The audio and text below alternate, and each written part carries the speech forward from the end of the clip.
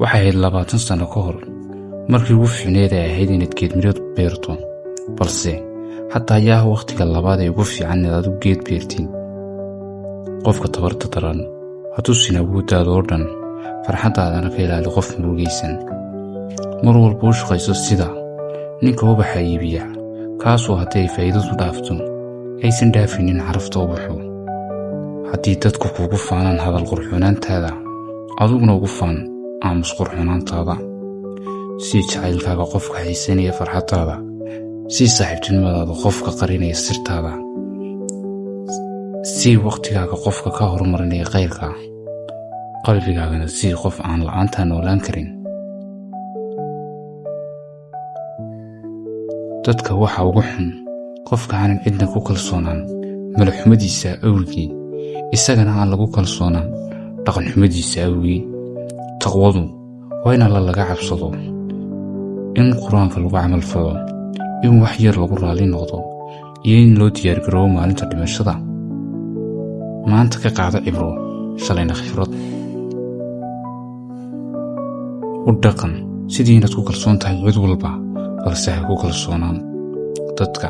midka ugu dhow masaafo ahaan ayaa noqon kara midka kuugu fog, halka midka ugu fogi uu noqon karo ka kuugu dhow. dhowaanshuhu waa dareenay maaha joogitaan. dadku daacad kuma ahayn adiga, waxay daacad u yihiin danahooda keliya. inay dantooda isbeddesho ayaanay ku xidhan tahay inay daacadnimadooda isbeddesho.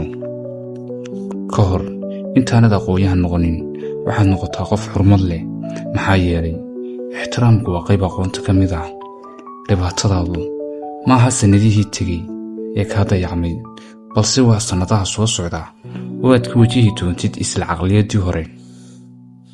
haddii dadku ay iskaga tegi lahaayeen wax walba oo ku adkaada, diin iyo duunyo midna umay badbaadeen.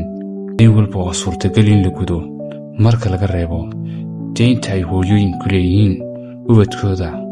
qofka ku siiya hal cudurdaar oo been ah si uu kaaga tago, waxaa siisaa 1 mahadnaq oo uusan kuugu soo laaban. ma jiro waddan magaciisa la dhaho sabool, waxaase jira nidaam ku fashilmay inuu hagaajiyo maamulka waddankaas. libaaxu naftiisa kuma mashquuliyo fikradaha wananka, qofka naftiisa ku kalsoonna ma daandaansado dadka kale. wax walba waxay leeyihiin fursad labaad marka laga reebo kalsoonida iyo runta. labadaas sooma laabtaan, xataa ku fursado haddii la siiyo. dhabarkayga ugama cabsado cadow aan is hayno sida aan xabadkayga uga cabsado saaxiib aan isku fiican nahay. culimada kula fadhiiso caqligaaga, madaxda kula fadhiiso cilmigaaga, saaxiibada kula fadhiiso dibtaada.